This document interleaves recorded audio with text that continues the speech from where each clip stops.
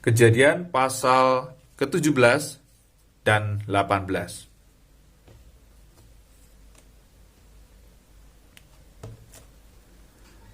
Ketika Abram berumur 99 tahun, maka Tuhan menampakkan diri kepada Abram dan berfirman kepadanya, "Akulah Allah yang Maha Kuasa, hiduplah di hadapanku dengan tidak bercela.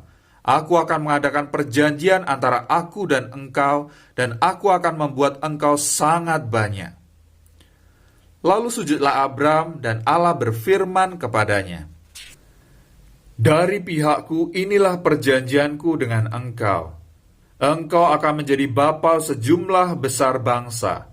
Karena itu, namamu bukan lagi Abram, melainkan Abraham. Karena engkau akan kutetapkan menjadi bapa sejumlah besar bangsa. Aku akan membuat engkau beranak cucu sangat banyak.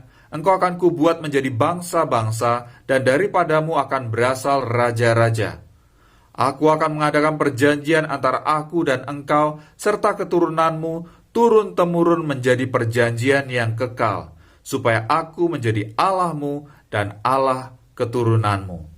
Kepadamu dan kepada keturunanmu akan kuberikan negeri ini yang kau diami sebagai orang asing, yakni seluruh tanah Kanaan akan kuberikan menjadi milikmu untuk selama-lamanya, dan aku akan menjadi Allah mereka."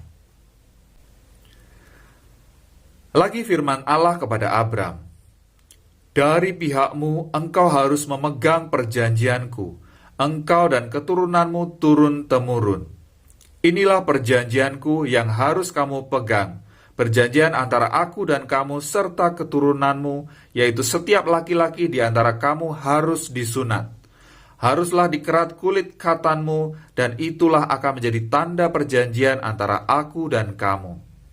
Anak yang berumur 8 hari haruslah disunat, yakni setiap laki-laki di antara kamu, turun-temurun baik yang lahir di rumahmu maupun yang dibeli dengan uang dari salah seorang asing tetapi tidak termasuk keturunanmu. Orang yang lahir di rumahmu dan orang yang engkau beli dengan uang harus disunat. Maka dalam daging mulah perjanjianku itu menjadi perjanjian yang kekal. Dan orang yang tidak disunat, yakni laki-laki yang tidak dikerat kulit katanya, maka orang itu harus dilenyapkan dari antara orang-orang sebangsanya. Ia telah mengingkari perjanjianku." Selanjutnya Allah berfirman kepada Abraham, "Tentang istrimu Sarai, janganlah engkau menyebut dia lagi Sarai, tetapi Sarah, itulah namanya. Aku akan memberkatinya, dan daripadanya juga aku akan memberikan kepadamu seorang anak laki-laki. Bahkan aku akan memberkatinya sehingga ia menjadi ibu bangsa-bangsa, raja-raja bangsa-bangsa akan lahir daripadanya." Lalu tertunduklah Abraham dan tertawa serta berkata dalam hatinya, "Mungkinkah bagi seorang yang berumur 100 tahun dilahirkan seorang anak, dan mungkinkah Sarah yang berumur 90 tahun itu melahirkan seorang anak?" Dan Abraham berkata kepada Allah, sekiranya Ismail diperkenankan hidup di hadapanmu." Tetapi Allah berfirman, "Tidak, melainkan istrimu Sarahlah yang akan melahirkan anak laki-laki bagimu, dan engkau akan menamai dia Ishak, dan aku akan mengadakan perjanjianku dengan dia menjadi perjanjian yang kekal untuk keturunannya. Tentang Ismail, aku telah mendengarkan permintaanmu. Ia akan kuberkati, kubuat beranak cucu dan sangat banyak. Ia akan memperanakkan 12 raja, dan aku akan membuatnya menjadi bangsa yang besar. Tetapi perjanjianku akan kuadakan dengan Ishak yang akan dilahirkan Sarah bagimu tahun yang akan datang pada waktu seperti ini juga." Setelah selesai berfirman kepada Abraham, naiklah Allah meninggalkan Abraham. Setelah itu Abraham memanggil Ismail anaknya dan semua orang yang lahir di rumahnya, juga semua orang yang dibelinya dengan uang, yakni setiap laki-laki dari isi rumahnya. Lalu ia mengerat kulit katan mereka pada hari itu juga, seperti yang telah difirmankan Allah kepadanya. Abraham berumur 99 tahun ketika dikerat kulit katannya, dan Ismail anaknya berumur 13 tahun ketika dikerat kulit katannya. Pada hari itu juga Abraham dan Ismail anaknya disunat, dan semua orang dari isi rumah Abraham, baik yang lahir di rumahnya maupun yang dibeli dengan uang dari orang asing, disunat bersama-sama dengan dia. Kemudian Tuhan menampakkan diri kepada Abraham dekat pohon tarbantin di Mamre, sedang ia duduk di pintu kemahnya waktu hari panas terik. Ketika ia mengangkat mukanya, ia melihat 3 orang berdiri di depannya. Sudah dilihatnya mereka, ia berlari dari pintu kemahnya menyongsong mereka, lalu sujudlah ia sampai ke tanah, serta berkata, "Tuanku, jika aku telah mendapat kasih Tuanku, janganlah kiranya lampaui hambamu ini. Biarlah diambil air sedikit, basuhlah kakimu dan duduklah beristirahat di bawah pohon ini. Biarlah kuambil sepotong roti, supaya tuan-tuan segar kembali. Kemudian bolehlah tuan-tuan meneruskan perjalanannya, sebab tuan-tuan telah datang ke tempat hambamu ini." Jawab mereka, "Perbuatlah seperti yang kau katakan itu." Lalu Abraham segera pergi ke kemah mendapatkan Sarah serta berkata, "Segeralah, ambil 3 sukat tepung yang terbaik, remaslah itu dan buatlah roti bundar." Lalu berlarilah Abraham kepada lembu sapinya, ia mengambil seekor anak lembu yang empuk dan baik dagingnya, dan memberikannya kepada seorang bujangnya, lalu orang itu segera mengolahnya. Kemudian diambilnya dadi dan susu serta anak lembu yang telah diolah itu, lalu dihidangkannya di depan orang-orang itu, dan ia berdiri di dekat mereka di bawah pohon itu, sedang mereka makan. Lalu kata mereka kepadanya, "Di manakah Sarah istrimu?" Jawabnya, "Di sana, di dalam kemah."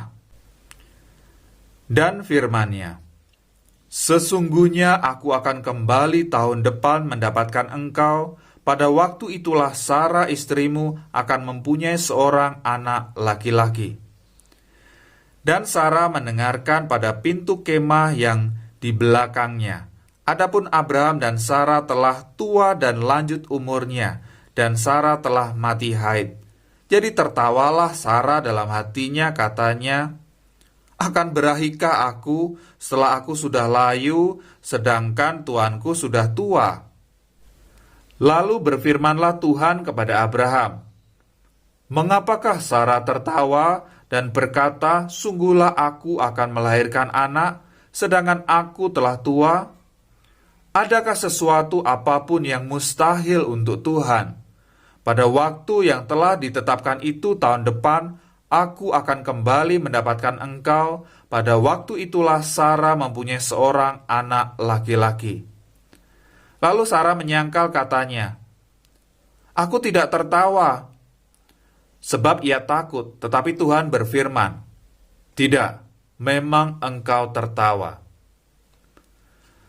Lalu berangkatlah orang-orang itu dari situ dan memandang ke arah Sodom. Dan Abraham berjalan bersama-sama dengan mereka untuk mengantarkan mereka. Berpikirlah Tuhan, "Apakah aku akan menyembunyikan kepada Abraham apa yang hendak kulakukan ini? Bukankah sesungguhnya Abraham akan menjadi bangsa yang besar serta berkuasa, dan oleh dia segala bangsa di atas bumi akan mendapat berkat? Sebab aku telah memilih dia, supaya diperintahkannya kepada anak-anaknya dan kepada keturunannya, supaya tetap hidup menurut jalan yang ditunjukkan Tuhan, dengan melakukan kebenaran dan keadilan, dan supaya Tuhan memenuhi kepada Abraham apa yang dijanjikannya kepadanya." Sesudah itu berfirmanlah Tuhan, "Sesungguhnya banyak keluh kesah orang tentang Sodom dan Gomora, dan sesungguhnya sangat berat dosanya. Baiklah aku turun untuk melihat apakah benar-benar mereka telah berkelakuan seperti keluh kesah orang yang telah sampai kepadaku atau tidak. Aku hendak mengetahuinya."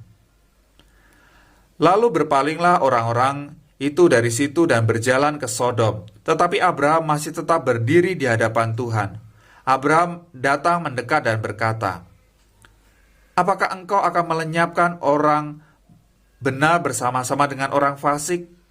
Bagaimana sekiranya ada 50 orang benar dalam kota itu? Apakah engkau akan melenyapkan tempat itu dan tidakkah engkau mengampuninya karena ke-50 orang benar yang ada di dalamnya itu? Jauhlah kiranya daripadamu untuk berbuat demikian, membunuh orang benar bersama-sama dengan orang fasik, sehingga orang benar itu seolah-olah sama dengan orang fasik. Jauhlah kiranya yang demikian daripadamu. Masakan hakim segenap bumi tidak menghukum dengan adil? Tuhan berfirman, jika kudapati 50 orang benar dalam kota Sodom, aku akan mengampuni seluruh tempat itu karena mereka. Abraham menyahut, sesungguhnya aku telah memberanikan diri berkata kepada Tuhan, walaupun aku debu dan abu. Sekiranya kurang 5 orang dari ke-50 orang benar itu, apakah engkau akan memusnahkan seluruh kota itu karena yang 5 itu? Firman-Nya, aku tidak memusnahkannya jika kudapati 45 di sana. Lagi Abraham melanjutkan perkataannya kepadanya, sekiranya 40 didapati di sana.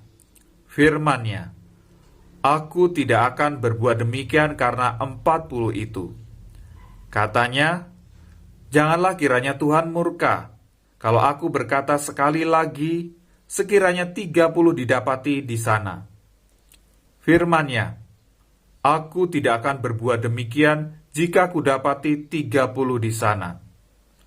Katanya, sesungguhnya aku telah memberanikan diri berkata kepada Tuhan, sekiranya 20 didapati di sana. Firman-Nya, aku tidak akan memusnahkan karena yang 20 itu. Katanya, janganlah kiranya Tuhan murka kalau aku berkata lagi sekali ini saja, sekiranya 10 didapatinya di sana. Firman-Nya, aku tidak akan memusnahkan karena yang 10 itu. Lalu pergilah Tuhan setelah ia selesai berfirman kepada Abraham, dan kembalilah Abraham ke tempat tinggalnya. Demikian pembacaan kita hari ke-8 yang terambil dari Amsal pasal yang pertama ayat 8 sampai dengan 19, Matius pasal yang ke-6 ayat 25 sampai dengan 34, Matius pasal yang ke-7 ayat 1 sampai dengan 23, Kejadian pasal 17 dan Kejadian pasal 18. Sampai jumpa besok, Tuhan Yesus memberkati.